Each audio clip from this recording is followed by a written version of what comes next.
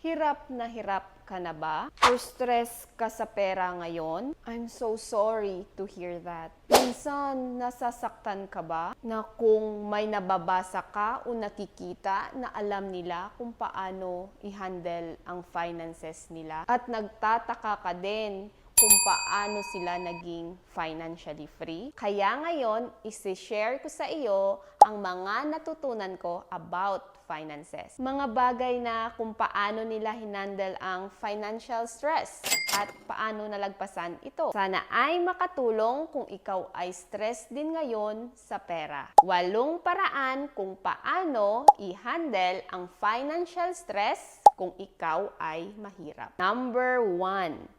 Tanggapin na ikaw ay may problema financially. Ang pagtanggap sa problema ay ang unang step para ma-solve ito. Kung in denial ka sa problema mo, talagang ma-stress ka pa lalo. Pero kung ikaw mismo ay tanggap ito sa sarili mo, ikaw na talaga ang hahanap ng solusyon para matapos ang financial stress mo. Kaya, tanggapin mo na. Number 2, huwag mong sarilinin ang problema financially. What do I mean by this? Sabihin mo sa family or friends mo na malapit sa'yo. May kasabihan nga, no man is an island. Ibig sabihin, hindi ka nag-iisa. Ang tao ay nakadepende sa ibang tao at lalakas tayo kapag magkakasama. Kaya instead na magmukmuk ka dyan, tawagan mo na ang close friend at family mo, sabihin sa kanila ang nararanasan mo. Not to ask money from them, but to simply let your feelings out. Ang totoong kaibigan o pamilya ay maiintindihan ka. And who knows, baka tulungan ka pa nila. Nagiging magaan na ang pakiramdam mo na tulungan ka pa financially. Walang mawawala kung ito ay iyong susubukan. Number 3, assess your means. Ano ang ibig kong sabihin? Umupo ka at tingnan mo kung anong available sa iyo ngayon na makakatulong sa iyong sitwasyon. Assessing your means ay ang pag-evaluate o pagtingin mo sa status ng iyong pera. Dapat mo itong gawin para malaman mo ang iyong current situation about finances. Kapag natingnan mo na, time na itong gamitin mo muna para malampasan ang iyong problema. Number 4, gamitin ang available na pera at huwag mangutang. Kung anuman ang available na pera mo ngayon, gamitin mo ito. Hindi solusyon ang mangutang para magkapera. Isipin mo to ha, problema mo na nga ang pera tapos mangungutang ka pa na may interest at tutubo pa ulit ng problema sa pera. Kapag nangutang ka ulit,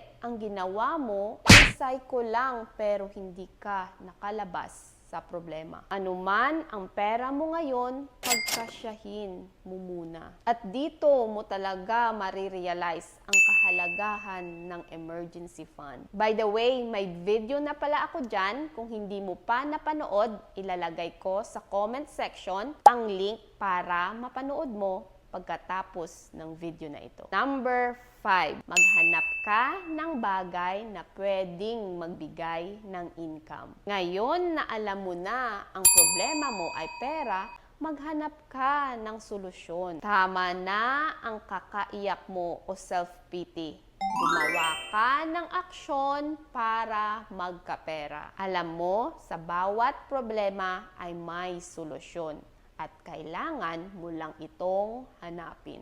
Pwedeng may gamit ka dyan na maaaring ibenta, tanim na gulay na pwedeng dalhin sa merkado, o mag-research ka about sa programa ng gobyerno na baka eligible ka sa financial assistance nila. O pwedeng mag-part-time job ka muna. Number 6, unti-unti mong bayaran ang iyong utang. Alam ko ang nasa isip mo. Wala ka na ngang pera tapos magbabayad ka pa ng utang? Kung gusto mo magkaroon ng peace of mind sa pera, puntahan mo na ang iyong pinagkakautangan at bayaran mo ng paunti-unti. Kung wala ka pang pera, makiusap ka muna na bigyan ka ng palugit hanggang magkapera. Pero syempre, gawan mo din ng paraan at kung anong nasabi mong araw o buwan, ay dapat mo gawan ng paraan upang makabayad ka. Unti-unti mong bayaran ang iyong utang dahil ito din ang umuubos sa iyong pera. Sabi ko nga, ang utang ay pwedeng good debt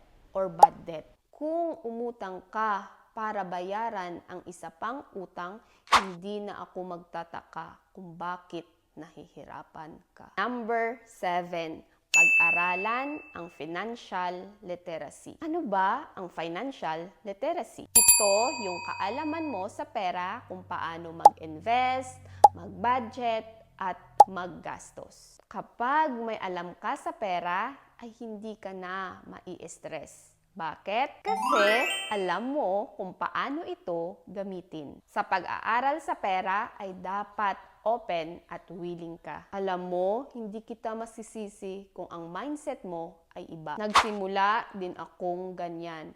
Pero dahil willing at determinado akong matuto, heto na ako ngayon sa iyong harapan. Pag-aralan mo muna ang mundo ng pera habang ikaw ay bata at malakas pa. Ang financial stress ay nandyan kasi kulang ang iyong kaalaman. Kapag may knowledge ka sa isang bagay o sa pera, mawawala ang iyong stress. At ikaw na mismo ang magsasabi na, dami palang opportunity sa mundo, nakafocus lang ako sa problema. At kung dumating na ang punto na ganyan ang pag-iisip mo, congratulations, nasa payaman mindset ka. Kaya ngayon, umpisahan mo nang matuto sa financial literacy at mag-subscribe ka na kasi gumagawa ako ng video na for sure makakatulong din sa'yo. Number 8. I-track ang iyong progress. Paano ba ito gawin? First, gawin mo ito like baby steps. Tingnan mo ang iyong budgeting, spending, at income. May pagkakaiba ba sa nakaraan? Ano ba ang resulta? Kapag natukoy mo na, diyan mo makikita ang sagot kung may progress ka. Ang progress na tinutukoy ko ay ang pagbabago ng iyong financial life in a positive way. Sa pag-track ng progress ay kasama mo ding tingnan ang iyong spending, budgeting, at income. Sa spending, kailangan mong i-monitor ang iyong expenses. Kolektahin mo ang iyong resibo at binabayaran para malista ito. Sa budgeting, ay dapat kailangan hindi ka ma-overspend. Dapat listado at kalkulado lahat ng pangangailangan nyo para maiwasan ang impulse buying. Sa income naman ay dapat alamin mo ang lahat ng pumapasok na pera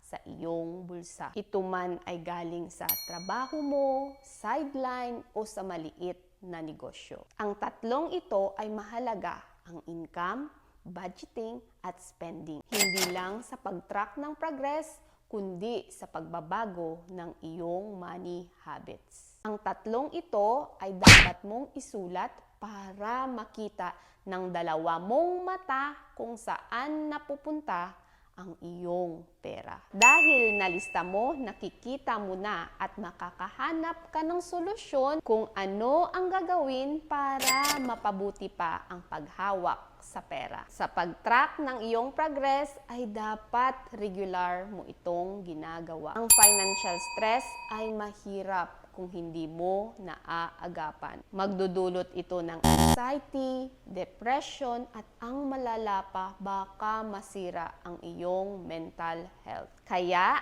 ay highly encouraged na maglaan ka ng oras para sa self-improvement bago pa mahuli ang lahat at ikaw ay malubog sa utang. Hindi natin kasalanan kung ipinanganak tayong mahirap. Ang kasalanan natin ay mamatay tayong mahirap. May kasabihan nga, nasa Diyos ang awa, nasa tao ang gawa. So, kung may natutunan ka, don't forget to like, share, and subscribe. At comment ka na rin sa mga natutunan mo. Again, it's me, Beverly Jones. Always remember to believe in yourself. Maraming salamat po.